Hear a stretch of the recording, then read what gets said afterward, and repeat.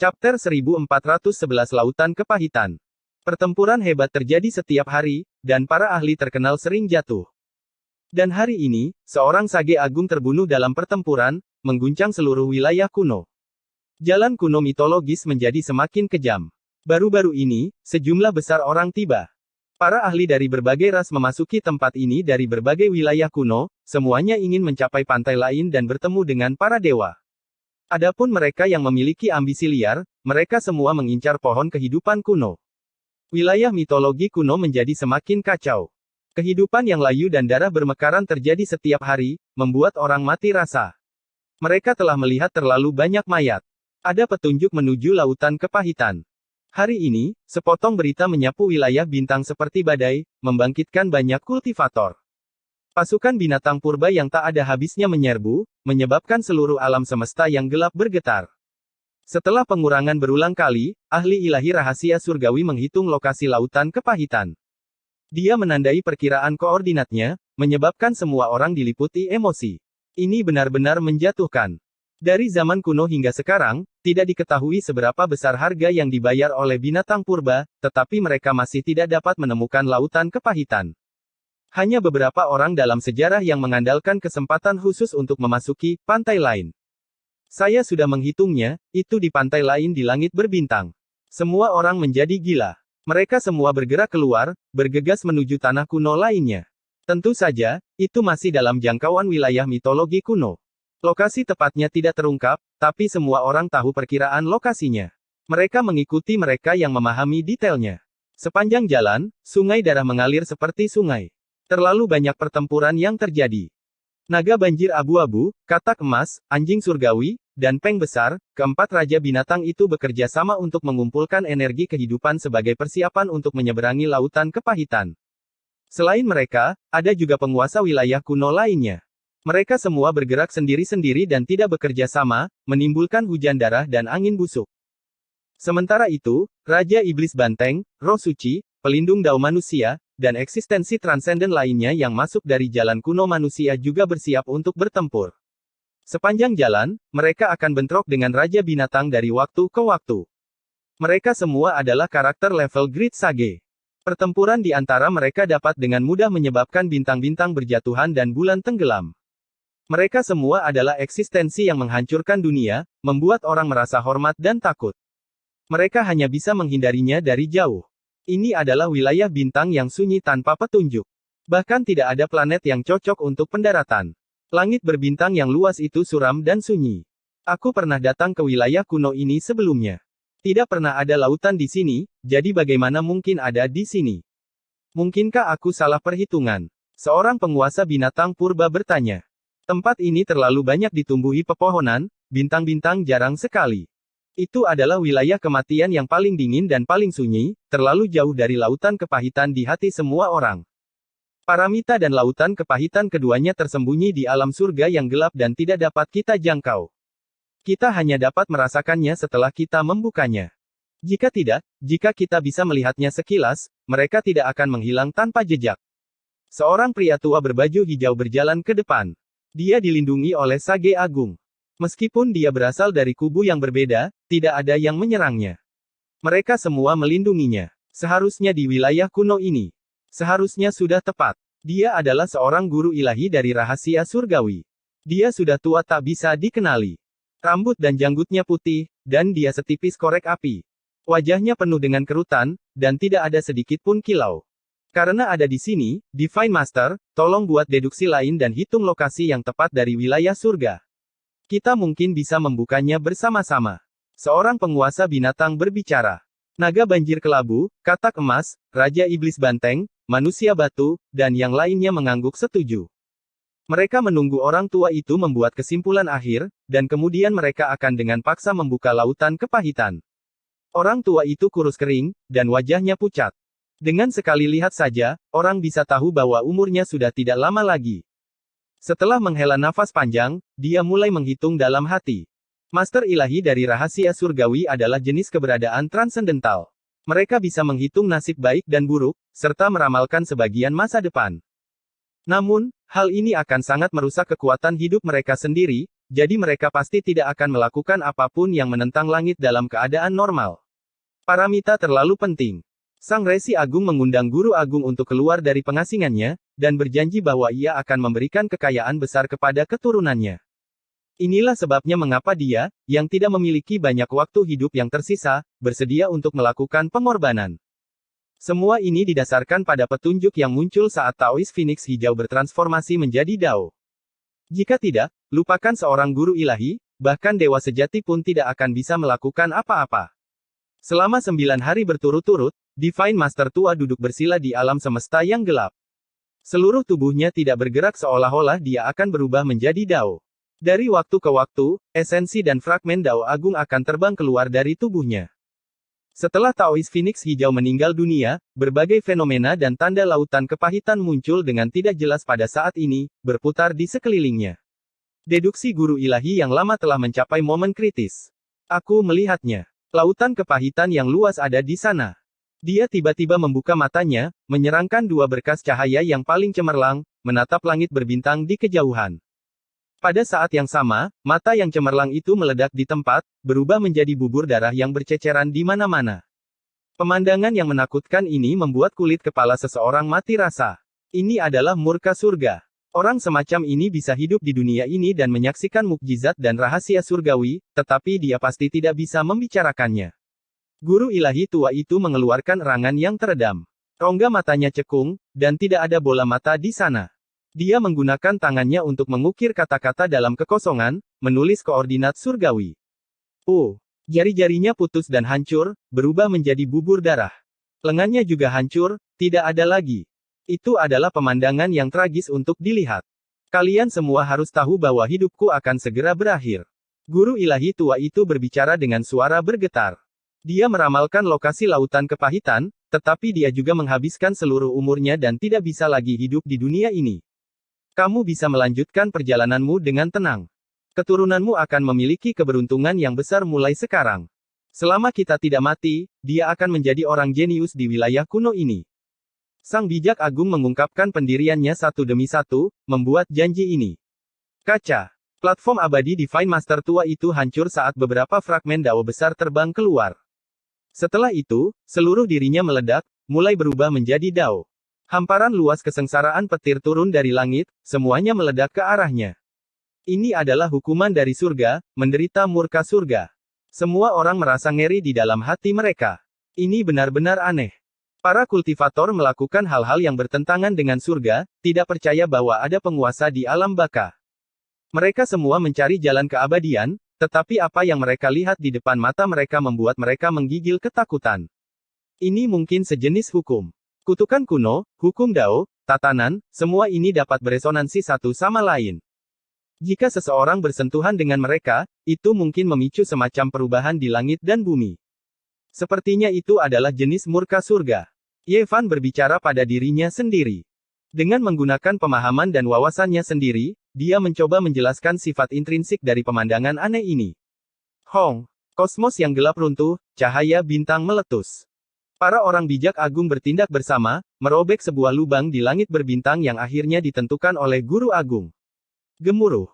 Hampir seketika, semua orang mendengar suara ombak laut yang menyapu langit, seolah-olah mereka menghadapi lautan tanpa batas.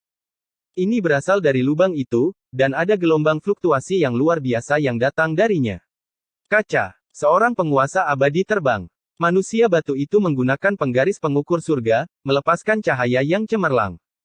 Penggaris ini ditempa dari air mata abadi berwarna hijau emas, mampu menghantam 9 surga di atas dan mengguncang 9 neraka di bawahnya, sangat menakutkan. Lubang itu melebar, sudah bisa melihat sebagian lautan. Itu membuat semua orang terguncang. Ini adalah wilayah surga yang tersembunyi di dalam kehampaan, sebuah ruang yang sebenarnya, bagian dari kosmos. Saat ini, itu sedang muncul.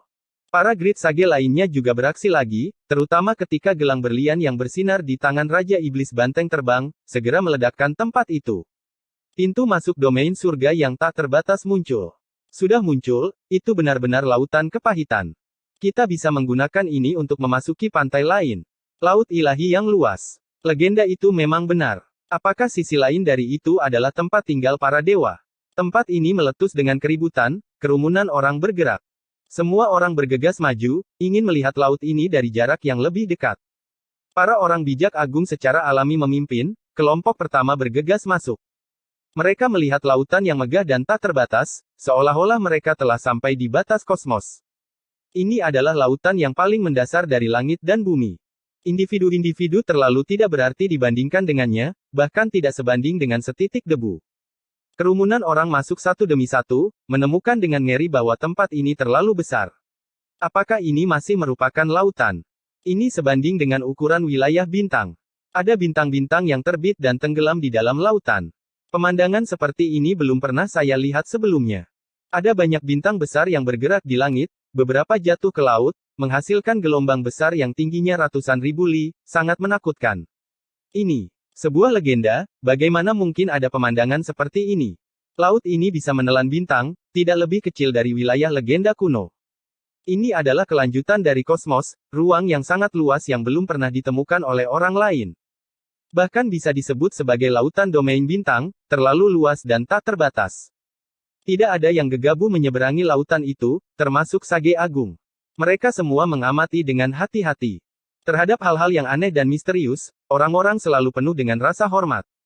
Air lautnya gelap, ada kekuatan misterius di dalamnya, membuat hati para resi berdebar-debar. Sebenarnya ada sebagian esensi yin yang besar, yang terkandung di dalam lautan kepahitan. Ini benar-benar tidak sederhana, bahkan mungkin ada wilayah spiritual yin yang sangat besar di kedalaman laut. Betapa hebatnya kekuatan ini. Tidak ada makhluk di dalam air laut, paling tidak, bahkan tidak ada sehelai rumput air pun yang terlihat. Tentara udang dan jenderal kepiting tidak terlihat sama sekali, bahkan tidak ada seekor ikan pun yang terlihat. Ada yang salah dengan air ini. Ketika seekor binatang purba jatuh ke dalam air, ia berjuang keras, sebenarnya dengan cepat tenggelam. Bahkan jika ia memiliki kultivasi yang mendalam, itu tidak berguna, langsung ditelan oleh lautan kepahitan. Air ini terlalu menakutkan, mampu mengubah kultivator yang kuat menjadi manusia. Begitu seseorang masuk, semua kultivasi dan kekuatan magis mereka akan lenyap. Bahkan ekspresi Grid Sage berubah, menjadi penuh kewaspadaan terhadap lautan kepahitan ini. 2 hari kemudian, orang-orang mulai menyeberangi laut, memasuki kedalaman Samudra Raya, bukan untuk mencapai pantai lain, melainkan untuk mengintai di depan. Setelah terbang sejauh 100.000 li, orang-orang ini semua berbalik dan kembali. Ada hukum alam di atas lautan kepahitan, kekuatan ilahi manusia akan segera mengering. Ini adalah berita yang sangat buruk, membuat semua orang merasa sangat khawatir. Mereka menatap lautan kepahitan dengan linglung. Beberapa orang mulai dengan serius mengukir pola formasi, bersiap untuk membuka gerbang alam, melakukan teleportasi jarak jauh, menguji koordinat pantai lain, dan menuju ke sana secara langsung. Namun, mereka gagal pada akhirnya. Master formasi yang kuat semuanya mengerutkan kening. Tidak ada cara untuk menyeberangi kekosongan di sini, pola dao redup, semuanya tidak efektif. Mereka hanya bisa menyeberangi laut, dan tidak melalui kehampaan. Apa itu? Ada kapal kuno. Seseorang menemukan sebuah kapal kuno di wilayah laut, sangat megah dan tinggi, seperti gunung kecil. Saya mengerti, hanya kapal kuno semacam ini yang bisa mengangkut orang ke pantai seberang. Orang-orang memikirkan beberapa rumor, orang-orang kuno yang memasuki tempat tinggal para dewa semuanya menyeberangi laut dengan kapal. Dikabarkan bahwa ini ditinggalkan oleh para dewa, dan itu juga satu-satunya alat untuk menyeberangi laut. Tidak lama kemudian, beberapa kapal kuno ditemukan, dan pada akhirnya, mereka semua jatuh ke tangan Sage Agung. Mereka bergegas ke lautan kepahitan, kecepatan kapal semacam itu terlalu cepat, pada akhirnya langsung melewati ruang angkasa, menghilang dari laut. Beberapa hari kemudian, semua orang di pantai Laut Pahit merasa cemas. Semua orang bijak agung telah pergi jauh, dan tidak ada satu pun yang tersisa. Bahkan 1 atau 2 seniman bela diri agung muda telah menyeberangi lautan, tapi sulit bagi orang-orang yang tersisa untuk menemukan kapal kuno itu. Cari, lautan kepahitan yang begitu luas, aku tidak percaya hanya ada beberapa kapal yang lewat, para dewa seharusnya tertinggal di setiap wilayah. Seperti yang diharapkan, orang-orang menemukan kapal kuno itu satu demi satu, secara alami memicu pertempuran berdarah, orang-orang memperebutkannya. Setengah bulan kemudian, Ye Fan, Pang Bo, dan Long Ma berdiri di atas dek berdarah, membunuh sekelompok penjara yang bergegas mendekat, berbaris ke lautan kepahitan. Ketika kecepatan kapal mencapai batas, lorong kosong muncul, kapal kuno masuk, dan ketika muncul lagi, sudah ratusan ribu mil jauhnya. Ini adalah jeda singkat, dan kemudian mulai mempercepat lagi, memasuki lorong kosong. Setelah melakukan perjalanan entah berapa puluh ribu mil, kapal kuno itu mulai berlayar di laut, tidak lagi melewati lorong kosong.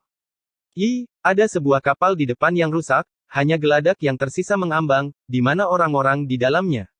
Pang Bo tak henti-hentinya bingung. Setelah Ye Fan melihat dengan hati-hati, dia menghirup udara dingin. Mereka telah melihat kapal kuno ini sebelumnya, diambil alih oleh dua Grid Sage, berangkat setengah bulan yang lalu, tetapi sebenarnya dihancurkan di sini. Ada sedikit noda darah di kapal yang rusak, fluktuasi yang kuat menyebar, itu adalah darah dari Grid Sage, kedua orang itu sebenarnya tidak memiliki banyak keberuntungan. Siapa yang mengambil tindakan? Mungkinkah ada pertempuran antara Sage Agung? Longma merenung, terus menatap kapal yang rusak itu.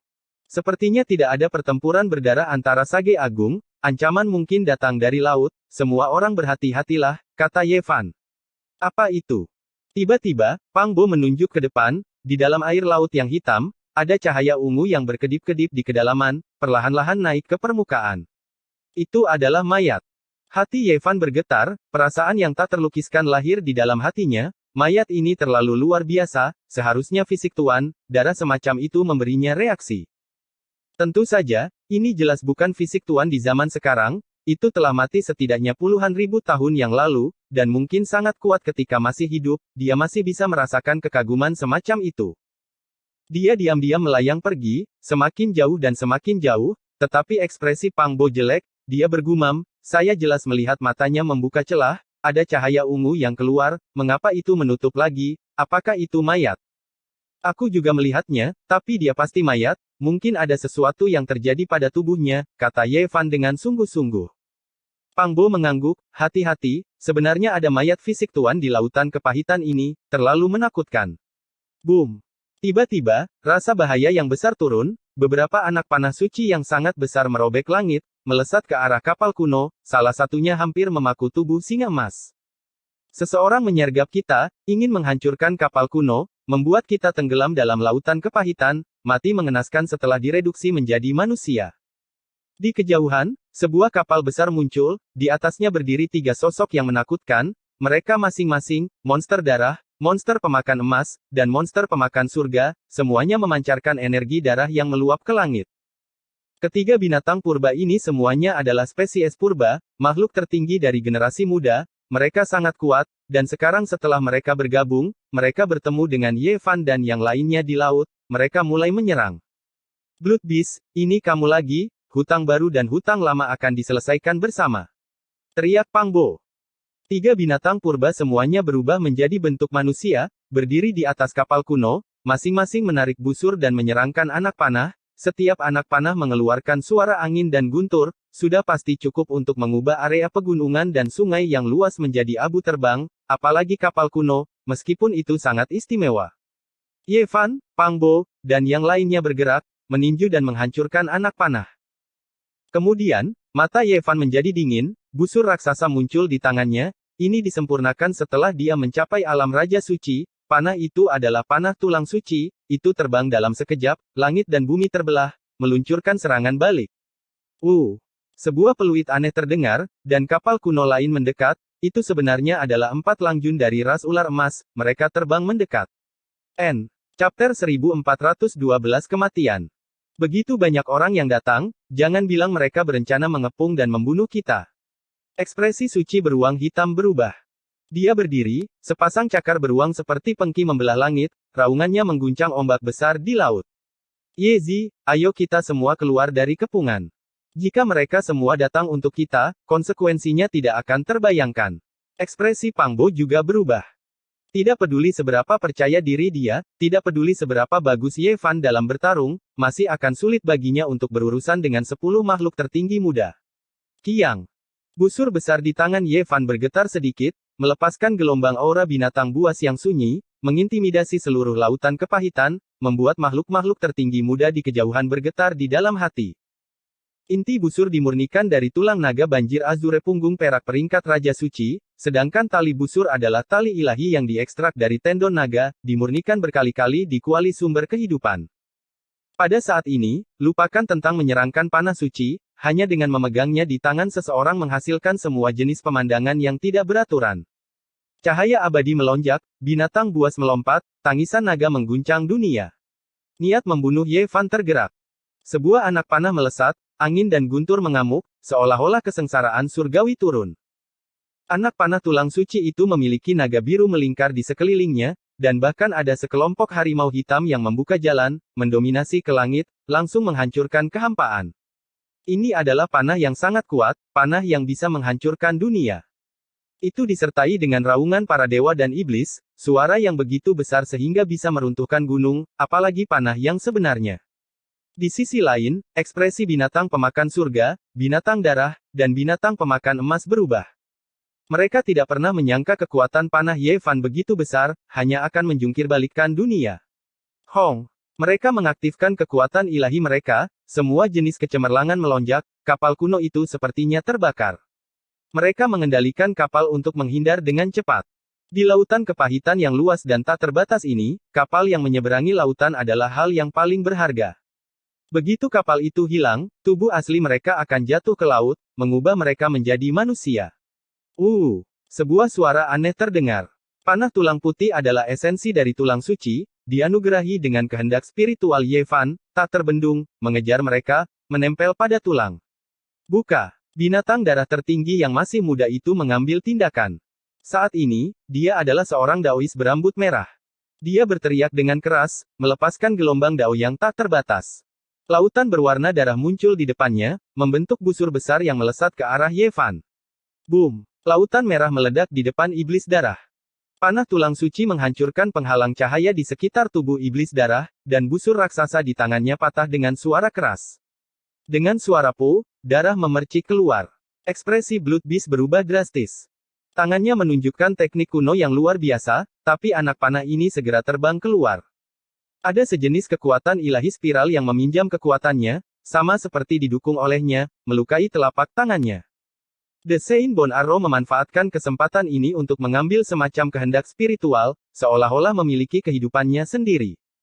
Dengan cepat ia mengubah arah dan melesat ke bawah, menembus kapal kuno itu. Tidak bagus. Ekspresi binatang penelan surga dan binatang pemakan emas berubah. Anak panah ini mengembangkan kecerdasan, dan kehendak spiritual di dalamnya sangat tegas. Jika ia ingin menghancurkan kapal ini, maka itu akan menjadi bencana besar.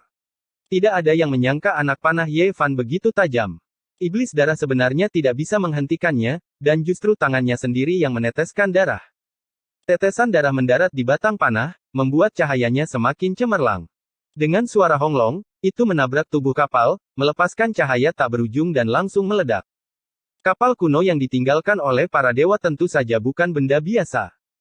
Orang suci normal mungkin belum tentu bisa menghancurkannya, tapi panah yang ditembakkan Ye Fan terlalu kejam, membawa kekuatan dewa yang luar biasa. Honglong! Kapal kuno itu hancur berantakan. Binatang penelan surga, binatang darah, dan binatang pemakan emas masing-masing menginjak sepotong kayu besar dan terbang ke kejauhan, menghindari pusaran air ini. Jika tidak, mereka pun akan terpengaruh. Tingkat kekuatan ini, mereka bukan satu-satunya. Bahkan pupil dari 4 langjun ras ular emas dengan cepat menyusut, menyerangkan gumpalan cahaya dingin yang tajam. Pada saat yang sama panah tulang putih meledak, dunia emas muncul.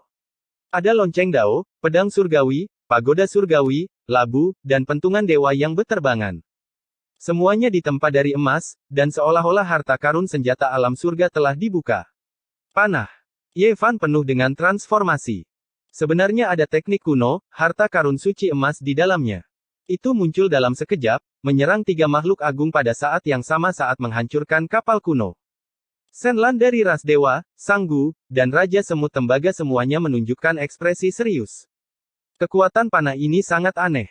Jika mereka tidak berhati-hati, mereka mungkin akan tertembus oleh panah ini. Sebelum Ye Fan bisa menyerangkan anak panah kedua, kapal kuno ular emas keempat Langjun tiba. Hanya beberapa ratus meter jauhnya, dan 4 ular emas berdiri berdampingan di haluan kapal. Tubuh emas mereka yang panjangnya 3 meter membuat orang gemetar. Sein Pisik, datang dan mati. Ular emas kedua Langjun berteriak. Tubuhnya melesat seperti anak panah dewa emas yang telah meninggalkan tali busur, langsung menuju ke arah Ye Fan. Dia ingin menentukan pemenang dan pecundang, pertarungan hidup dan mati. Kecepatan seperti ini terlalu cepat. Itu seperti sinar cahaya primordial yang menembus alam semesta yang gelap, menerangi dalam sekejap. Sebagai keturunan ular terbang, teknik terbang alam ekstrim adalah salah satu naluri utama mereka. Ular emas kedua Lang Jun terlalu kuat. Dimanapun dia lewat, kehampaan runtuh, laut menderu, ombak menghantam langit, dan awan berserakan. Rasanya seperti dewa emas datang untuk membunuh. Ye Fan menjatuhkan busur raksasa dan melompat ke udara. Kecepatannya luar biasa cepat, seolah-olah dia bisa membalikkan waktu. Dalam sekejap, dia tiba di depan ular emas kedua Lang Jun dan mengangkat tinjunya untuk menyerang. Jantung ular emas kedua Lang Jun melonjak. Terakhir kali, setengah dari tubuh ularnya merasakan sakit yang tak tertandingi. Hari ini, dia menggunakan teknik kuno untuk bertarung. Dia tidak menyangka Ye Fan begitu kuat dan tiba di depannya begitu cepat. Boom! Tinju emas itu menghancurkan ruang hampa udara dan langsung menghantam di depannya. Ini adalah serangan fisik murni. Ular emas kedua Lang Jun tidak ingin melihat situasi seperti ini, tetapi lawannya ingin melawannya seperti ini. Ini awalnya adalah konfrontasi teknik kuno, tetapi pada akhirnya, kecepatan Ye Fan terlalu cepat. Dia langsung menutup jarak, dan seolah-olah dia sedang menempa besi di langit. Suara dentang logam memekakkan telinga. Mengaum. Ular emas kedua Lang Jun meraung seperti dewa yang hidup kembali. Dia membuka mulutnya dan meraung, dan sungai bintang keluar. Tampaknya membelah langit dan bumi, berubah menjadi kekacauan primitif nebula dan menekan Ye Fan. Ini seperti dunia nyata. Bintang-bintang berputar, dan kekacauan primitif melonjak. Itu menelan Ye Fan, ingin mengubahnya menjadi bagian dari asal-usul dunia dan memurnikannya menjadi esensi Qi. Boom! Siapa yang lebih kuat dari siapa? Mereka berdua saling menentang satu sama lain dengan kekerasan yang sama. Mereka berdua ingin menggunakan kekuatan absolut mereka untuk menekan dan mengintimidasi yang lain. Rasanya seperti dua dewa dan iblis yang bertabrakan. Aku tidak menyangka garis keturunan ular emas begitu kuat. Mereka benar-benar bisa dikatakan sebagai musuh yang tak tertandingi. Lang Jun kedua sudah sangat sulit untuk dihadapi. Jika mereka berempat keluar bersama, kecuali ras dewa dan sanggup bergabung, tidak ada kekuatan yang bisa menjadi lawan mereka, kata Long Ma dengan ekspresi serius. Tiba-tiba, sebuah gelombang yang kuat datang. Kidara itu seperti lautan, dan puluhan kali lebih ganas dari ombak lautan yang pahit. Itu menyebarkan awan di cakrawala dan tiba dengan suara gemuruh. Binatang berdarah itu akhirnya bergerak lagi. Langit dan bumi terbelah, dan menggunakan teknik kuno untuk menyerang Ye Fan. Itu mengendalikan laut darah Asura dan berubah menjadi 100.000 pedang dewa pembunuh. Itu menghancurkan domain kuno yang luas dan ditebang. Ye Fan seperti naga berbentuk manusia. Dia membumbung tinggi ke langit dan bertarung sengit dengan ular emas kedua Lang Jun. Dia menempel di dekat tubuhnya dan membombardirnya, menekan tubuh ular emas sampai mulai kejang. Kemudian, dengan suara gemuruh, keduanya berpisah. Tinju kanan Ye Fan terangkat, mencegat langit dan menghantam 100.000 pedang langit. Ini adalah esensi yang kuat, Qi, dan roh, yang dipadatkan dengan kemauan. Itu adalah arti sebenarnya dari sebuah senjata untuk mematahkan semua teknik, dan itu terkandung dalam tinju. Tidak peduli berapa ratus ribu pedang Asura pembunuh yang datang, Ye Fan akan mematahkannya dengan sebuah pukulan. Dengan gemuruh, lautan darah melonjak, dan pedang darah meledak satu demi satu. Seluruh tempat itu berwarna merah tua, seolah-olah darah makhluk yang tak terhitung jumlahnya telah mewarnai tanah menjadi merah. Ular emas kedua Lang Jun memanfaatkan kesempatan ini untuk mundur. Dia sangat marah dan tidak ingin bersaing dengan Ye Fan dalam hal kekuatan fisik.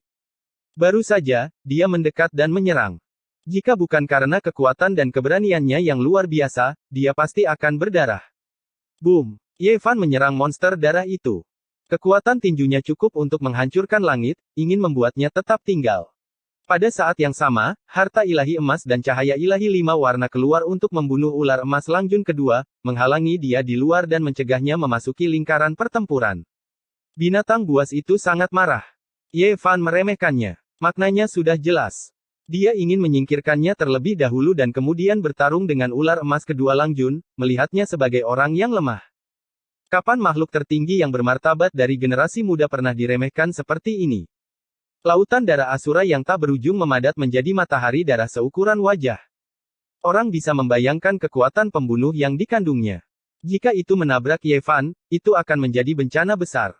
Tangan Ye Fan bergerak, menggunakan teknik Battle Sein untuk mengaktifkan lautan hitam kepahitan di bawah. Itu juga terkondensasi menjadi matahari hitam, yang bertabrakan dengan matahari darah. Keduanya mengandung kekuatan magis khusus.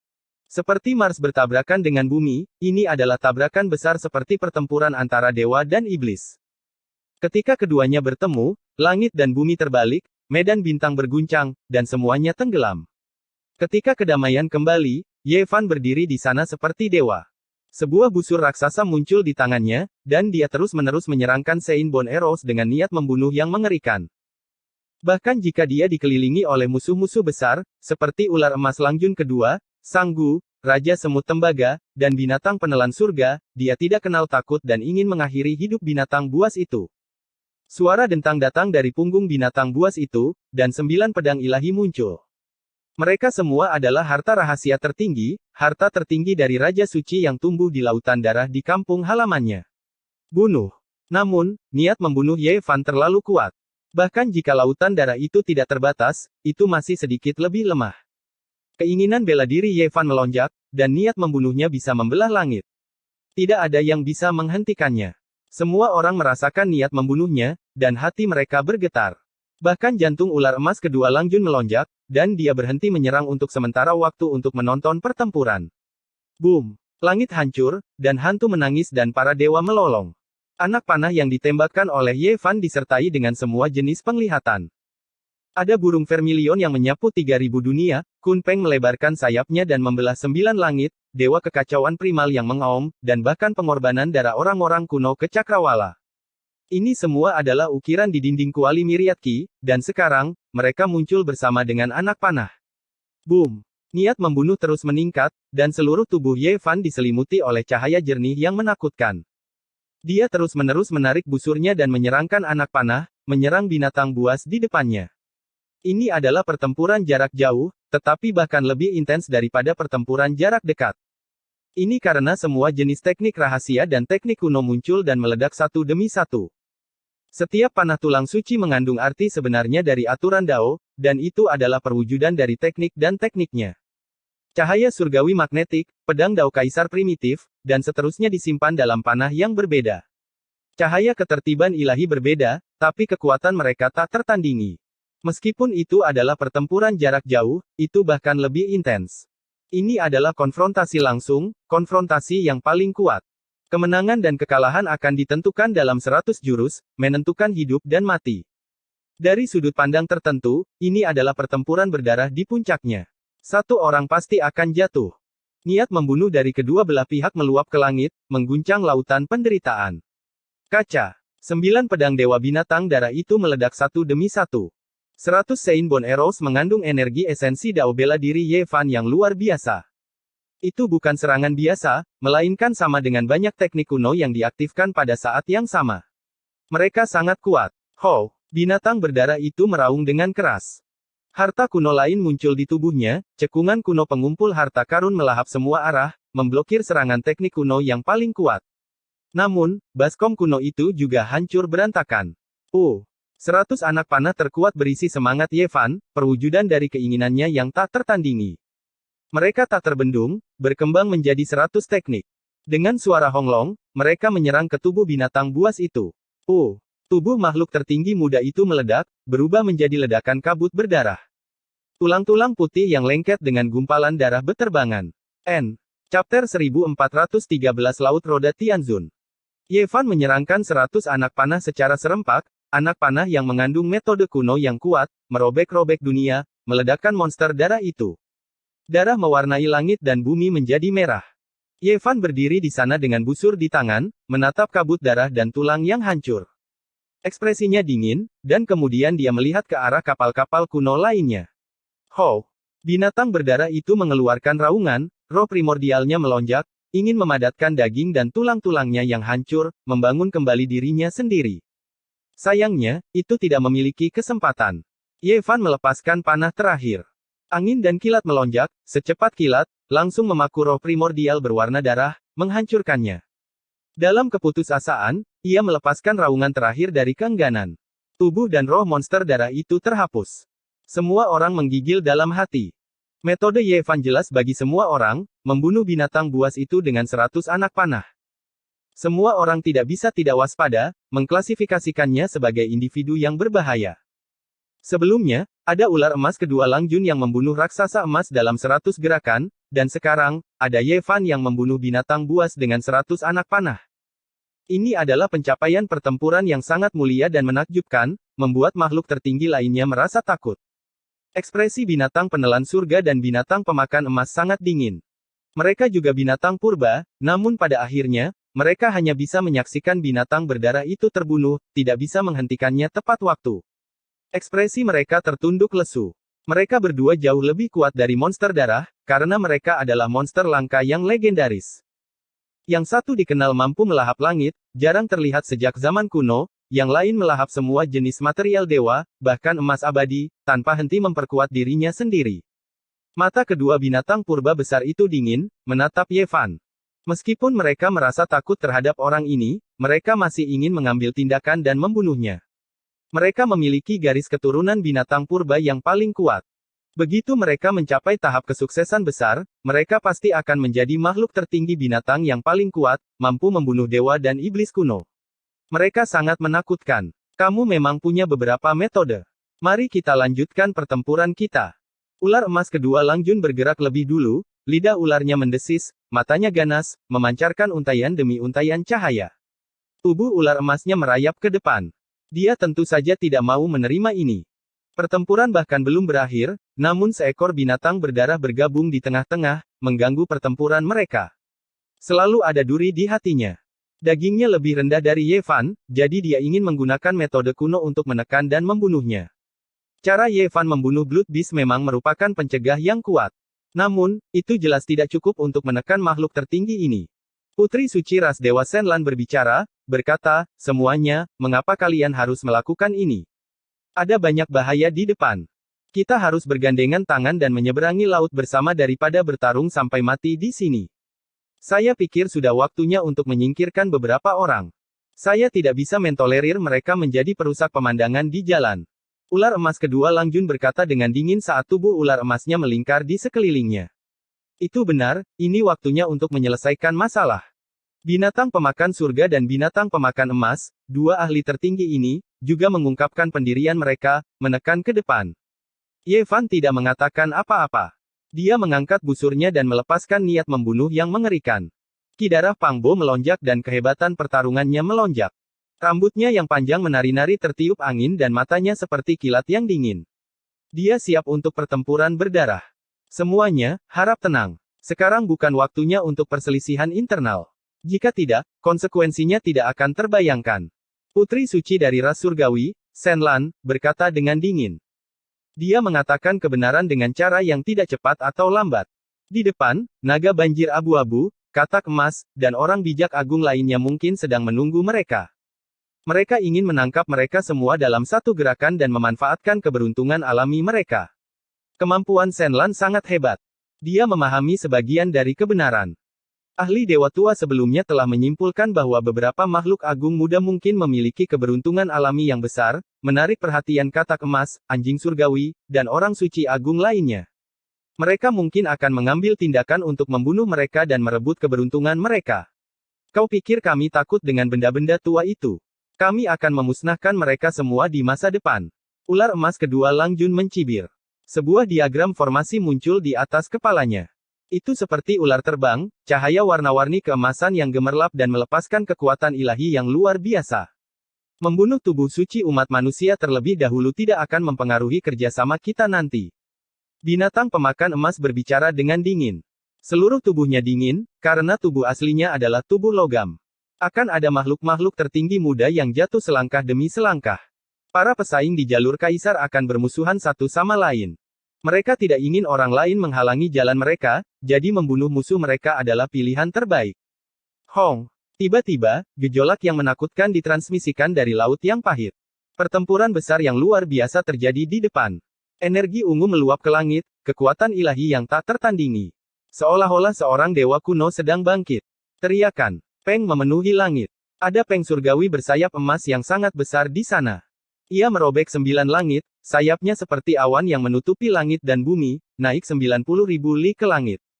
Ini adalah pemandangan yang menakutkan. Kekuatan Peng Emas ini sangat kuat, berada di peringkat alam Sage Agung. Justru penguasa binatang yang berjalan bersama dengan naga banjir abu-abu, katak emas, dan anjing surgawi. Dia menghadapi masalah yang luar biasa. Di langit yang dipenuhi kabut ungu, sepasang mata sedingin es menatapnya. Sosok seperti mayat kuno muncul, tulangnya dingin menusuk tulang. Peng Emas mengeluarkan teriakan panjang. Sayap ilahi yang sangat besar merobek langit, membuat lautan luas naik dan turun. Tsunami dengan marah menghantam langit, seolah-olah langit dan bumi runtuh. Namun, kabut ungu meluap ke langit, menenggelamkan cahaya keemasan. Sosok yang tidak jelas itu bergegas menuju Peng Emas, bertarung dalam pertempuran hebat dengannya. Pertempuran itu sangat pahit. Hanya dalam waktu singkat, darah Peng Emas bertebaran, mengalir seperti hujan deras di lautan hitam kepahitan, memicu semua jenis pemandangan tak beraturan. Siapa itu? Dia melukai seorang Sage Agung yang luar biasa dalam 10 jurus, dan dia mungkin akan membunuhnya. Ini, latar belakang macam apa yang dia miliki. Makhluk-makhluk tertinggi muda itu semua merasa ngeri. Meskipun mereka memiliki potensi tak terbatas, serta warisan yang menakutkan, serta harta rahasia yang jarang terlihat sejak zaman kuno, jantung mereka masih berdetak seperti drum. Itu hanyalah Peng Agung bersayap emas, seorang Sage Agung yang kuat. Namun saat ini, itu sedang ditekan, ditempatkan dalam posisi yang benar-benar pasif. Ia mungkin akan mati di sini. Itu dia. Ekspresi Pang Bo menjadi jelek. Dia melihat sepasang mata ungu di dalam kabut, serta gelombang cahaya ungu yang bersinar. Dia teringat akan mayat kuno yang naik dan turun di laut belum lama ini. Benar, itu dia. Benar, itu dia. Ye Fan memiliki mata asal surgawi yang tak tertandingi yang bisa melihat melalui semua rekayasa. Dia melihat sosok menakutkan dalam kabut ungu. Cahaya warna-warni ungu itu dilepaskan dari matanya, dan kabut ungu itu adalah energi darah di dalam tubuhnya. Itu sangat kuat, seperti dewa surgawi, menakutkan ke langit. Ini adalah Sage Agung kuno dengan darah eter tiran yang mengalir di tubuhnya. Kekuatannya meluap ke langit, menakutkan tak tertandingi. Peng Agung pada awalnya adalah ahli yang paling kuat di alam yang sama, dan garis keturunan ras mereka menentukan bahwa mereka diberkati oleh surga. Ini adalah tubuh tiran yang sangat kuat yang jarang terlihat sejak zaman kuno. Itu sudah mati selama beberapa puluh ribu tahun, dan untuk beberapa alasan yang tidak diketahui, itu hidup kembali. Meskipun tidak memiliki teknik atau teknik kuno, jenis fisik yang kuat itu bahkan membuat para dewa dan iblis gemetar. Ia membantai sampai Peng Agung bersayap emas berteriak dalam kesedihan. Itu sama sekali bukan lawannya. Apakah ini tubuh tiran yang sukses? Ye Fan bergumam pada dirinya sendiri. Matanya berkedip-kedip. Setelah jenis garis keturunan ini matang, itu benar-benar akan dapat memerintahkan dewa dan iblis. Itu sangat kuat dan tak terkalahkan. Peng Agung bersayap emas mengepakkan sayapnya dan terbang langsung ke langit. Ia ingin memasuki alam semesta dan melarikan diri dari lautan kepahitan. Namun, ia tidak memiliki kesempatan ini. Potensi tertinggi Tyrant Ether Blood mengguncang orang-orang kuno dan mempesona orang-orang sezamannya. Sulit untuk menemukan lawan di dunia ini, atau itu tidak akan disebut sebagai musuh bebuyutan Sein Fisik. Ini adalah mayat Sage Agung. Pada saat ini, darah Tyrant Ether berwarna ungu melonjak seperti guntur, melepaskan kekuatan abadi. Dia bergegas ke langit dan meraih Peng Agung. Dengan suara pu, darah memercik kemana-mana seperti hujan lebat. Mayat tiran kuno merobek salah satu sayap emas Peng Surgawi. Itu sangat berdarah dan kejam. Ah! Gu Tianpeng berteriak dengan sedih, penuh keputusasaan. Mayat kuno itu mencengkeramnya, dan dia tidak bisa lagi meronta. Rasanya seperti dewa dan iblis yang paling menakutkan sedang bertarung melawan tubuh fisiknya. Mata si tubuh tiran sedingin es. Cahaya ungu berkedip-kedip, dan dengan tarikan yang kuat, Gu Tianpeng diretas. Semangat primordialnya baru saja bergegas keluar ketika dicengkeram dan dihancurkan, berubah menjadi abu. Lautan kepahitan benar-benar sunyi. Hanya darah emas Peng yang memercik ke bawah. Dua bagian dari mayat itu jatuh ke laut hitam dengan suara dong, mengaduk-aduk ombak yang meluap di surga. Dia adalah mayat, tapi dia hidup kembali dan secara bertahap memperoleh kekuatan yang tak tertandingi yang dia miliki saat dia masih hidup. Apa yang sedang terjadi? Dewi Ras Dewa, Shen Lan, berkata pada dirinya sendiri. Ekspresinya sangat serius. Selusin atau lebih makhluk tertinggi muda semuanya merasa ngeri. Belum lama ini, mereka buru-buru menoleh dan melihat mayat kuno mengambang di laut. Mereka tidak pernah menyangka itu akan hidup kembali sekarang. Dia hanyut dalam lautan kepahitan, direndam dalam air laut seperti penegak hukum. Ketika dia dibutuhkan, dia akan hidup kembali dan memiliki kekuatan yang dia miliki ketika dia masih hidup, kata keturunan Dewa Iblis kuno, Sanggu. Setelah entah berapa lama waktu berlalu, sepasang mata ungu sedingin es dan menakutkan itu menghilang. Kabut menyebar, dan tubuh Tyrant Ether yang kuat memasuki lautan kepahitan, dan dengan demikian menghilang. Agak aneh. Ye Fan berkata pada dirinya sendiri. Lautan kepahitan ini terlalu misterius, dan terlalu luas. Lihat, ada bintang-bintang yang berjatuhan dari waktu ke waktu di kejauhan. Itu bahkan lebih luas dari domain bintang. Kata Pang Bo. Mereka belum pernah melihat lautan yang tak terbatas seperti itu sebelumnya. Itu sebanding dengan wilayah bintang yang sangat luas, yang mampu menelan bintang-bintang di langit. Seolah-olah sebuah kosmos kuno sedang berevolusi. Selusin atau lebih individu maju berdampingan. Mereka tidak bertarung dan dengan hati-hati menuju ke arah tempat Peng bersayap emas jatuh. Mereka ingin melihat apa yang terjadi dari kejauhan. Itu. Semua orang terkejut. Di tengah lautan luas itu, ada gelombang energi esensi ilahi tertinggi. Seolah-olah kemegahan abadi sedang naik, bergelombang di laut. Hal ini membuat pori-pori setiap orang menjadi rileks, bahkan dari tempat yang jauh. Di tengah laut terdapat mata air yang sangat besar. Dibandingkan dengan lautan kepahitan yang tak terbatas, itu adalah sebuah mata air, tetapi bagi semua orang, itu bahkan lebih besar dari danau yang sebenarnya. Mata air itu menyembur dari kedalaman laut. Itu suci dan penuh keberuntungan, penuh dengan cahaya putih murni. Itu adalah kekuatan sejati dari makhluk abadi. Itu membuat orang merasa seolah-olah mereka akan menumbuhkan sayap dan naik. Itu terlalu indah, luar biasa menguntungkan, ilahi, dan suci. Seolah-olah embun ilahi dari wilayah surgawi sedang bergelombang. Itu tak tertandingi dan penuh vitalitas. Ini adalah mata air surgawi. Itu bisa menumbuhkan kembali daging dan tulang dari kematian. Mereka akhirnya tahu mengapa Peng bersayap emas muncul di sini. Ia pasti tertarik dengan mata air surgawi ini. Ia ingin memasuki mata air, tetapi pada akhirnya, ia terbunuh. Tidak hanya Ye Fan dan Pang Bo yang tergerak, tetapi bahkan Shen Lan, Sanggu, dan binatang penelan surga di arah lain pun terkejut. Cahaya keemasan di mata keempat Langjun dari klan ular emas berkembang. Ada mata air ilahi di lautan kepahitan yang tak bernyawa. Ini benar-benar aneh dan misterius. Pang Bo bergumam pada dirinya sendiri. Apa yang kamu katakan? Ye Fan terkejut setelah mendengar ini. Ada semacam kesadaran yang tiba-tiba, tetapi juga semacam keterkejutan, hampir sampai pada titik ngeri.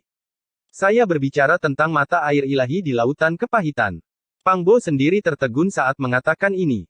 Kemudian, dia menunjukkan ekspresi terkejut. Itu terlalu mirip. Bahkan nama tempat ini adalah lautan kepahitan. Ini mungkin bukan nama yang sembarangan, tapi fakta. Jelas, Sanggu, binatang penelan surga, dan ular emas keempat Langjun juga merasakannya. Mereka menunjukkan ekspresi terkejut dan dengan hati-hati memeriksa mata air ilahi yang sangat besar itu. Ini, mungkinkah itu terbentuk dari lautan reinkarnasi makhluk surgawi dari era mitologi? Suara mereka bergetar. Ini hanya seperti cerita fantasi. Lautan penderitaan yang begitu luas bahkan lebih luas daripada bidang bintang yang paling luas. Rasanya seperti alam semesta. Makhluk surgawi adalah eksistensi tertinggi di tingkat Kaisar Kuno Agung. Namun, pada saat itu, tidak ada yang namanya Kaisar Agung atau Kaisar Kuno. Dia dipuja sebagai surga atau Dao. Generasi selanjutnya memanggilnya sebagai makhluk surgawi dan yang mulia Dao. Itu menggemparkan dunia. Spekulasi ini membuat hati lebih dari selusin ahli tertinggi muda bergetar. Tubuh mereka tidak bisa menahan diri untuk tidak gemetar. Betapa ini sangat menantang surga. Ini menantang batas imajinasi orang. Di lautan kepahitan yang seluas alam semesta, bintang-bintang berjatuhan dari waktu ke waktu seperti debu. Jika ini adalah fakta, itu akan cukup untuk mengejutkan zaman kuno dan modern. Kemungkinan besar ada senjata kuno di tingkat makhluk surgawi di sini, dipelihara di mata-mata air ilahi. Ye Fan berkata dengan suara rendah. N. Chapter 1414 Guru Sekte Tongtian. Gelombang hitam raksasa naik dan turun, menghantam langit. Gelombang kabut hitam naik, menciptakan pemandangan yang menakutkan. Ye Fan dan Pang Bo ingin menemukan senjata kuno makhluk langit. Tempat ini kemungkinan besar memiliki senjata abadi tersebut. Tidak hanya mereka, tapi Sanggu, binatang pemakan surga, ular emas, dan yang lainnya juga bergerak. Mereka tidak ingin melewatkan kesempatan yang menantang surga ini. Di tengah laut, cahaya abadi mata air kehidupan mengalir deras ke langit. Cahaya itu gemilang dan menyilaukan, dengan untaian energi abadi. Sayangnya, tidak ada cara untuk mendekati tempat itu. Mereka melihat mayat itu lagi. Ketika mata ungunya membuka dan menutup, cahaya yang menakjubkan terpancar. Ini bukan mayat kuno biasa. Belum lama ini, dia seorang diri mencabik-cabik peng langit kuno bersayap emas. Hujan darah keemasan memenuhi langit dan bumi ini dengan aura yang keras. Tidak ada yang berani menggunakan kekerasan. Mereka tidak bisa memasuki mata air abadi itu. Hal ini benar-benar disesalkan. Tempat itu berkilau dan menyilaukan. Setiap tetes cairan itu adalah obat berharga yang dapat meregenerasi daging dan tulang. Itu tidak ada bandingannya di dunia ini. Sayang sekali. Pang Bo menghela nafas. Setiap tetes cairan abadi ini tak ternilai harganya. Itu adalah obat hebat yang langka, dan sebanyak ini sudah cukup untuk membuat hati siapapun bergetar. Akan selalu ada cara untuk mendapatkan cairan dewa. Longma adalah orang yang paling tidak mau menyerah. Ini adalah mata air kehidupan seorang kaisar kuno, sebanding dengan harta karun abadi. Sekelompok orang tidak mau pergi. Mereka ingin menemukan cara untuk mendapatkan cairan abadi dan obat yang hebat. Mereka tidak bisa hanya menonton tanpa daya seperti ini. Mereka benar-benar tidak mau.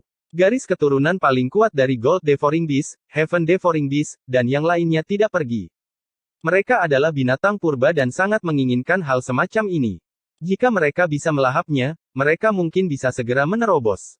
Lautan kepahitan bahkan lebih luas daripada bidang bintang kuno. Rasanya seperti alam semesta yang luas.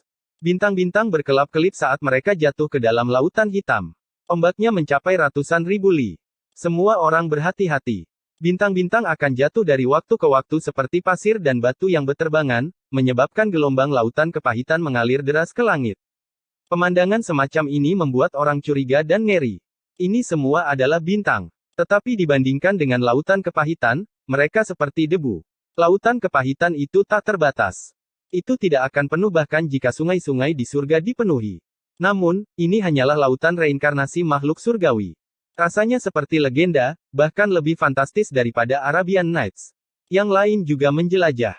Mata surga setiap orang berbeda. Ada mata surgawi marsial Dao, mata iblis roda darah, mata surgawi dewa tertinggi, dan lainnya, dan efeknya juga berbeda. 1 jam kemudian, Ye Fan berkeringat deras. Dia melakukan yang terbaik untuk mengeksplorasi dengan sekuat tenaga. Akhirnya, dia melihat melalui beberapa kabut dan melihat dasar laut. Tidak ada senjata di kedalaman cairan ilahi kristal, hanya kabut yang kacau dan petir. Seolah-olah dunia sedang terbelah. Tidak ada prajurit kuno makhluk surgawi. Ye Fan berkata dengan lembut. Ini sangat mengecewakan. Pang Bo berkata, sebaiknya kita segera berangkat. Meskipun cairan abadi itu bagus, dengan perlindungan Azure Overload Body, kita mungkin akan mati jika kita tidak berhati-hati. Tanpa senjata Sovereign, itu tidak sebanding dengan risikonya. Kelompok Ye Fan bukanlah yang pertama pergi. 4 Langjun dari ras ular emas sangat menentukan. Mereka sudah pergi duluan, dan jika mereka tidak bisa melakukannya, maka mereka tidak akan melakukannya. Beberapa kapal kuno berangkat satu demi satu. Orang-orang mengira bahwa mereka tidak akan lagi berhubungan dengan mata air kehidupan ini, tetapi setelah melakukan perjalanan ratusan ribu li, mereka terkejut. Asap membumbung ke depan, mencapai 9 langit. Itu adalah jumlah energi esensi yang tak terbatas yang menyembur keluar, mengguncang beberapa bintang. Ini tak terbayangkan. Mata air kehidupan lain seperti versi yang diperbesar dari mata air Baotu. Mata air itu melonjak dan melonjak dengan kekuatan kehidupan yang tak ada habisnya. Itu sangat mencengangkan karena mendatangkan malapetaka di langit dan bumi. Ada yang tidak beres. Mengapa mata air lain muncul? Orang-orang bingung. Jelas sekali bahwa pertempuran besar telah terjadi di sini. Ada sisa-sisa fluktuasi Sage Agung, dan sepertinya dia telah melarikan diri. Aura semacam ini sangat mirip dengan 2 pelindung Dao dari ras manusia. Tidak mungkin, kan? Seberapa kuat karakter yang ingin membunuh 2 Great Sage? Pang Bo merasa ngeri. Di kedalaman laut yang pahit, sesosok mayat mengapung secara horizontal. Pakaiannya kuno, dan rambutnya yang berwarna darah menutupi wajahnya. Seolah-olah sudah ada selama puluhan ribu tahun. Semua orang menghirup udara dingin. Itu adalah mayat kuno lainnya. Apa yang sedang terjadi? Mengapa selalu ada mayat yang begitu kuat di laut yang pahit? Apakah mereka melindungi mata air kehidupan ini? Atas perintah siapa mereka berada di bawah? Aku punya firasat buruk. Mungkinkah makhluk surgawi kuno ini masih hidup? Mata air kehidupan masih bergelombang. Ini agak tak terbayangkan. Apakah mayat-mayat kuno ini melindungi makhluk surgawi? Mustahil. Makhluk surgawi dari era legendaris terlalu sunyi. Dia telah meninggal selama bertahun-tahun yang tak terhitung jumlahnya, begitu lama sehingga tidak mungkin untuk dilacak kembali. Tidak ada yang bisa hidup selama itu. Pada hari-hari berikutnya, Ye Fan dan yang lainnya melihat total 4 mata air kehidupan. Mereka semua memiliki energi esensi yang berkembang, menyebabkan wilayah laut di dekatnya menjadi ilahi dan penuh keberuntungan. Semua orang bijak memikirkannya. Bagi mereka, mata air kehidupan para kaisar kuno sangat layak untuk dipertaruhkan nyawanya. Cairan suci semacam ini dapat digunakan untuk memperpanjang hidup seseorang. Mengapa ada lebih dari satu mata air kehidupan? Mungkinkah beberapa makhluk surgawi dimakamkan bersama? Mungkinkah itu adalah makam samudera super? Buaya ekor 9 bergumam. Selama era legendaris, ada 9 makhluk surgawi dan yang mulia Dao. Semuanya sangat misterius dan keberadaan terakhir mereka tidak diketahui. Ye Fan mengerutkan kening dan menggelengkan kepalanya, laut pahit ini begitu luas dan tak terbatas. Ini sebanding dengan bidang bintang kuno. Meskipun mata air kehidupan itu besar, mereka masih terlalu kecil. Ye Fan berspekulasi bahwa mata air kehidupan yang benar-benar tak terbatas akan segera mengering. Mata air kehidupan ini hanya beberapa helai esensi abadi. Jika mereka berada di puncaknya, mereka akan berkali-kali lipat lebih luas dari ini. Boom! 2 hari kemudian, Ye Fan dan yang lainnya melihat mata air kehidupan ke-7. Pertempuran sengit sedang berlangsung di sini. Pria keempat ular emas, Sanggu, dan binatang penelan surga diam-diam menonton. Itu adalah ketua lama dari ras kerbau iblis. Dia akan kalah. Lawannya adalah sosok kuat yang mengenakan pakaian perang. Ada totem dewa yang terukir di atasnya. Seluruh tubuhnya bersinar, dan ada aura supremasi tertinggi tentang dia. Dia adalah mayat, tetapi ketika dia membuka matanya, kecemerlangan di matanya membuat orang lain gemetar. Dia menekan ketua tua dari ras kerbau iblis dengan kekuatan ilahi yang tak tertandingi. Kemudian, tubuhnya terus pulih. Garis keturunannya menakjubkan dan suara nyaring dari Dao yang agung tidak ada habisnya. Seluruh keberadaannya seperti dewa kuno yang nyata. Bahkan rambutnya bersinar seperti matahari keemasan. Gatrace. Dia adalah mayat kuno yang nyata dari ras dewa. Semua orang tercengang. Seorang raja ilahi yang hanya bisa muncul setelah puluhan generasi bukanlah masalah kecil. Dia bukan raja dewa palsu dari ras lain. Raja ilahi yang sebenarnya bisa dikatakan tak terkalahkan di bawah langit. Ketua lama dari ras kerbau iblis adalah eksistensi di puncak Sage Agung. Dia saat ini adalah sosok yang paling kuat, namun dia tidak bisa bertahan dan dipukuli sampai dia mengeluarkan banyak sekali darah. Bahkan cakram berlian di tangannya pun tidak berguna. Pada akhirnya, dia dikalahkan. Tubuhnya yang seperti gunung hitam menghantam kehampaan, dan tanduk yang sangat besar ditebas oleh tangan kosong Raja Ilahi. Dengan sejumlah besar darah yang mekar, dia jatuh ke laut yang pahit dengan suara putong. Mo! Banteng tua itu mengeluarkan raungan keras yang menghancurkan langit dan bumi. Cakram berlian di tangannya membuka sebuah lubang hitam, dan dia melompat ke dalam untuk melarikan diri tanpa jejak. Meskipun Raja Ilahi yang asli telah berubah menjadi mayat, dia masih bisa mengalahkan Sage Agung tertinggi dari ras kerbau iblis sampai dia melarikan diri. Orang bisa melihat betapa kuatnya dia ketika dia masih hidup, dan itu membuat semua orang terdiam. Keturunan dewa adalah ras yang paling kuat di jagat raya. Ini adalah reputasi yang memang pantas. Darah Eter Tirani, Raja Ilahi. Siapa di antara mereka yang bukan keturunan tertinggi? Namun, mayatnya menjadi pelindung dari beberapa mata air kehidupan. Hal ini membuat orang bingung dan ngeri. Sebab dan akibat macam apa yang terjadi di sana. Sehari kemudian, seseorang menemukan mata air kehidupan ke-8. Cairan ilahi itu cemerlang, dan energi abadi melonjak. Itu penuh dengan kekuatan hidup yang kuat. Manusia batu bertempur dengan hebat di sini. Dengan penggaris pengukur surga di tangan, air mata abadi hijau dan emas berkedip-kedip, dan kemegahan ilahi tersebar di lautan yang pahit. Namun, roh suci yang paling kuat masih dikalahkan, dan hampir mati di bawah tangan mayat kuno yang misterius. Itu tidak terlalu jauh dari ranah Kaisar Semu, tapi setengah dari tubuhnya dihancurkan oleh tangan kosong orang itu. Hanya cukup beruntung untuk lolos dari bencana ini. Darah dewa tersebar, dan ia melarikan diri ke dalam kehampaan. Ini tidak diragukan lagi adalah jenis badai. Orang bijak agung yang menyeberangi lautan pahit hampir semuanya telah dikalahkan. Sebenarnya tidak ada seorang pun yang bisa mengalahkan mayat-mayat itu. Mungkinkah itu bencana mayat? Ye Fan mengungkapkan ekspresi serius. Mengapa setiap mata air dilindungi oleh mayat kuno, dan mereka semua adalah eksistensi kuno yang tak tertandingi? Darah Eter Tirani, Raja Ilahi, dan lainnya, yang mana di antara mereka yang biasa saja. Bahkan dia sedikit ragu. Mungkinkah lautan reinkarnasi dapat memulihkan kekuatan hidupnya, dan makhluk surgawi kuno dapat hidup kembali? Pada akhirnya, mata air kehidupan ke-9 ditemukan, dan itu juga merupakan mata air kehidupan terakhir. Mata air itu terletak di bagian paling tengah, dan dikelilingi oleh 8 mata air kehidupan lainnya. Area yang dicakupnya juga yang paling luas dan tak terbatas. Cahaya ilahi bersinar terang, dan bahkan matahari dan bulan pun tertutupi.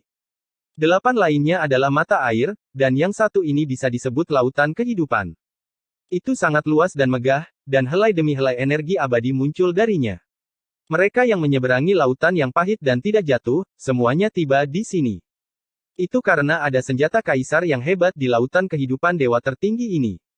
Sang bijak agung merasakannya, dan pikiran mereka semua terguncang. Mereka berhenti di sini dalam upaya untuk memancingnya. Bahkan Dewa Iblis Agung, Ditian, dan mayat bumi yang tidak terlihat selama berhari-hari datang, muncul di lautan kepahitan ini.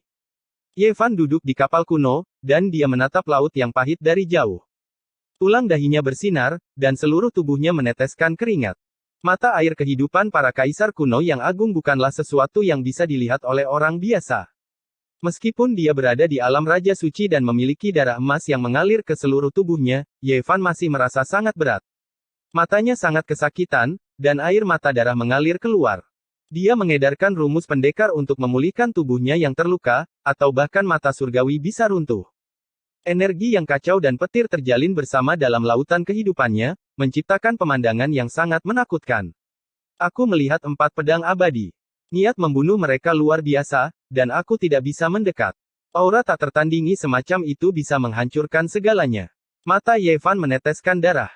Retakan yang menakutkan muncul di matanya, yang disebabkan oleh niat membunuh di dasar laut. Tubuhnya bergetar, dan dia dengan cepat menutup matanya. Dia tidak bisa melanjutkan. Itu benar-benar 4 pedang pembunuh. Selama 2 hari ini, 3 Grid Sage telah jatuh, dan 5 lainnya terluka parah. Semuanya disebabkan oleh pedang pembunuh. Pang Bo menunjukkan ekspresi serius. Hong. Tiba-tiba, kekuatan ilahi yang ekstrim mendatangkan malapetaka, dan laut yang pahit melonjak. Bahkan bintang-bintang di langit terguncang, dan tekanan yang luar biasa membuat Sage Agung merasa seperti tercekik. Sebuah pot emas yang memancarkan aura sederhana dan tanpa hiasan saat ini sedang hidup kembali. Itu menelan langit dan bumi, dan ingin mengumpulkan 4 pedang pembunuh di bawah. Bintang-bintang di langit semuanya jatuh, dan gelombang besar ratusan ribu li teraduk. Ini adalah senjata Kaisar Dao yang ekstrim, pot peleburan dewa, dan itu milik ras cahaya. Pada saat ini, bahkan Sang Bijak Agung pun gemetar. Pot peleburan dewa bangkit kembali, dan jenis tekanan ini membuat semua orang merasa putus asa dan ketakutan. Mereka tidak bisa menahannya. Semua orang sangat tidak rela. Ras kuno ingin mengambil senjata makhluk surgawi kuno dan mengambil semua yang ada di sini untuk diri mereka sendiri. Semua orang hanya bisa menyaksikan tanpa daya, dan mereka tidak punya cara untuk menghentikannya. Tiba-tiba, pedang Qi menembus lautan yang pahit dan mengoyak kosmos. Pedang itu langsung menebas banyak bintang besar di langit. 4 pedang pembunuh di lautan kehidupan hidup kembali, dan mereka menebas cahaya pedang yang membuat semua makhluk hidup merasa takut. Niat membunuh tanpa akhir mengguncang zaman yang tak berujung. Dang! Pot peleburan dewa diretas, dan mengeluarkan suara berdering. Cahayanya segera meredup, dan langsung terbang keluar, merobek langit selama ratusan ribu li. Apa? Senjata kaisar kuno diretas terbang. Semua orang terkejut. 4 pedang pembunuh semuanya adalah senjata kaisar kuno. Ini terlalu mengejutkan. Ada 4 senjata kaisar yang hebat di sini. 4 pedang pembunuh, mungkinkah sekte pencapaian surga benar-benar ada di dunia ini? Rambut dan tulang Pang Bo bergetar saat dia bergumam pada dirinya sendiri. Chapter 1415 Zhu Xian 4 pedang. Tidak hanya Pang Bo yang ketakutan, bahkan Ye Fan pun terkejut. 4 pedang abadi menekan mata air kehidupan makhluk surgawi kuno. Ini benar-benar aneh dan menakutkan. Apakah orang-orang dari Investiture of the Gods benar-benar ada di dunia ini?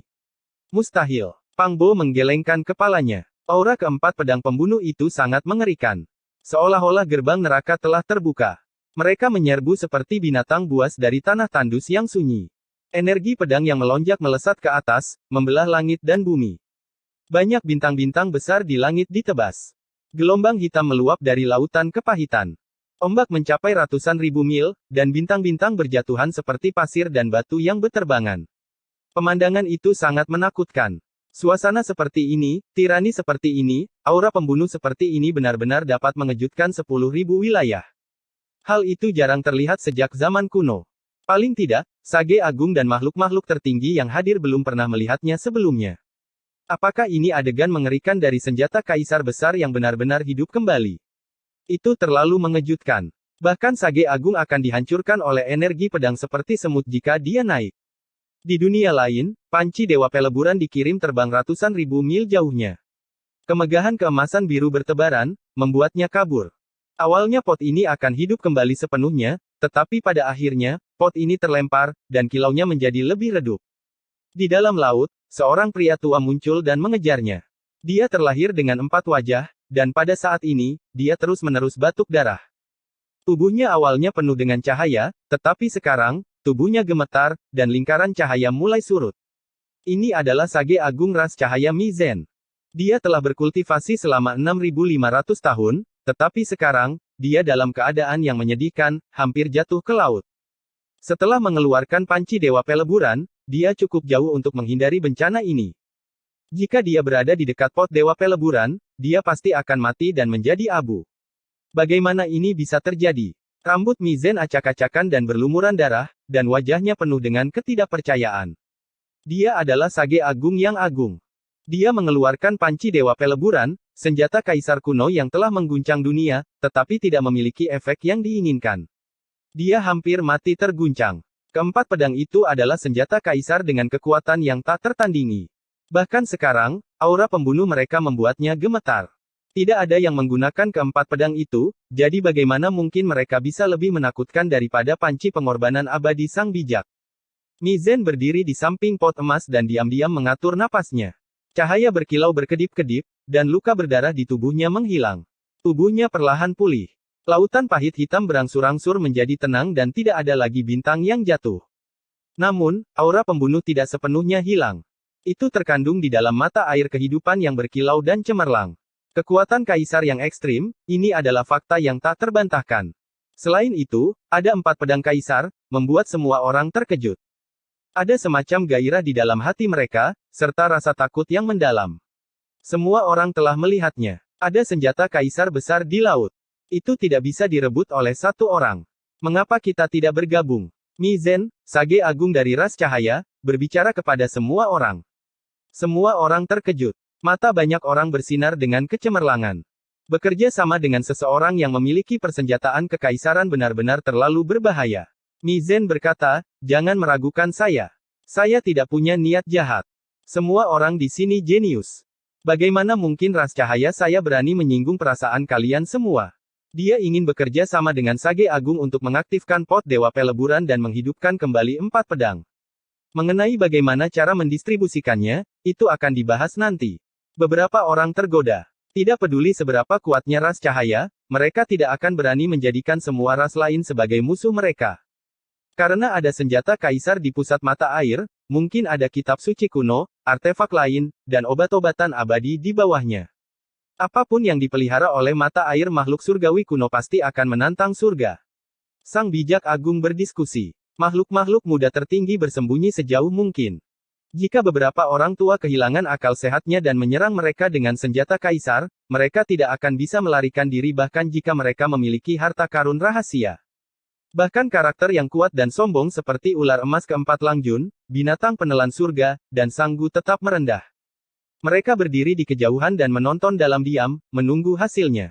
Apakah menurutmu Tong Tian benar-benar ada? Pang Bo bertanya. Investiture of the Gods adalah sebuah novel iblis yang tidak bisa dipercaya. Tidak ada orang seperti itu dalam ajaran Taoisme sejati dan mitos Tiongkok kuno. Itu sebabnya Pang Bo merasa konflik. Tidak. Ye Fan menggelengkan kepalanya dan bergumam, ada. Apa maksudmu? Pang Bo tercengang. Mari kita lihat seberapa kuat keempat pedang itu terlebih dahulu, kata Ye Fan. Dia mundur lagi dan lagi dengan Pang Bo, Long Ma, dan yang lainnya. Mereka tidak ingin terlibat. Baiklah. Dao bersaudara, mari bekerja sama. Paling tidak, kita bisa menyerap sebagian dari cairan langit. Jika kita bisa membuka mata air ini, panennya tidak akan ada bandingannya, kata Mi Zen. Itu karena keempat pedang itu terlalu kuat. Baru saja, mereka hidup kembali dengan sendirinya dan mengirim Azure Divine Pot terbang. Ini membuat mereka merasakan ketakutan yang menahan, bahkan sejenis ketakutan. Ada beberapa Great Sage yang menduga bahwa mungkin ada makhluk hidup di lautan kehidupan mereka. Mereka mungkin adalah makhluk hidup yang tangguh yang dikendalikan oleh manusia. Jika tidak, bagaimana mereka bisa melakukan hal ini? Itulah sebabnya mereka sangat berhati-hati. Hong, panci Dewa Peleburan dihidupkan kembali. Itu sepenuhnya berwarna emas biru dan menyilaukan. Garis demi garis riak seperti bulu abadi muncul, melepaskan kekuatan ilahi yang ekstrim. Matahari, bulan, dan bintang-bintang di langit semuanya bergoyang. Itu ditempa dari Feather Azure Gold. Para dewa di dalamnya terbangun dan energi kaisar berputar-putar. Kekuatannya mengguncang 9 langit. Mulut pot itu menerima dan mengirimkan cahaya. Energi yang kacau muncul dan aliran bintang mengalir. Semua orang menghirup udara dingin. Ini adalah senjata kaisar yang dapat menelan kosmos dan menyimpan aliran bintang di dalamnya. Itu bisa menyempurnakan semua hal di dunia. Hanya fluktuasi itu saja yang membuat Sage Agung ingin berlutut. Kali ini, Sage Agung Klan Cahaya, Mi Zen, tidak bertindak sombong. Dia perlahan-lahan mendorong ke depan, membiarkan panci Dewa Peleburan secara bertahap bangkit kembali ke puncaknya dan benar-benar membangunkan para dewa. Selain itu, dia tidak bersiap untuk menelan keempat pedang pembunuh ke dalam pot sekaligus. Sebaliknya, dia memisahkan mereka terlebih dahulu dan menargetkan satu. Namun, hal-hal selalu melebihi ekspektasi seseorang. Petir tiba-tiba bergemuruh dan guntur bergemuruh. Seolah-olah ada dewa-dewa iblis yang melolong. Sebuah honglong yang keras terdengar. Lautan kehidupan itu langsung terbelah. 4 pedang abadi di bawah bergetar. Aura pembunuh sangat kuat, mengejutkan 9 langit dan 10 bumi. Energi pedang yang melonjak seperti sinyal asap, serta puluhan ribu aliran perak yang turun. Mereka tak terbatas dan mendatangkan malapetaka ke segala arah, mengambil inisiatif untuk menyerang panci Dewa Peleburan. Kulit kepala semua orang mati rasa. Bagaimana mereka bisa bertahan melawan kekuatan seperti ini? Itu benar-benar seolah-olah seorang kaisar besar kuno telah bangkit kembali. Tidak bisa dihujat. Ini membuat semua orang bingung. Tidak ada makhluk di mata air kehidupan itu, jadi bagaimana mungkin keempat pedang itu hidup kembali dan menyerang sendiri? 3 dari 4 Great Sage yang bergabung segera melarikan diri. Mereka tidak melawan dan memilih untuk menyerah. Hanya satu orang dan Mi Zen yang tersisa.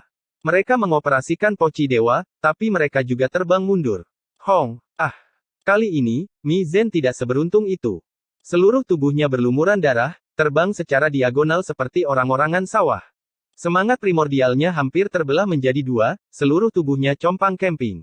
Great Sage lainnya juga batuk darah. Ketika dia melihat situasi ini, dia tidak mengucapkan sepatah kata pun, melarikan diri untuk menyelamatkan nyawanya, tidak lagi mau bekerja sama.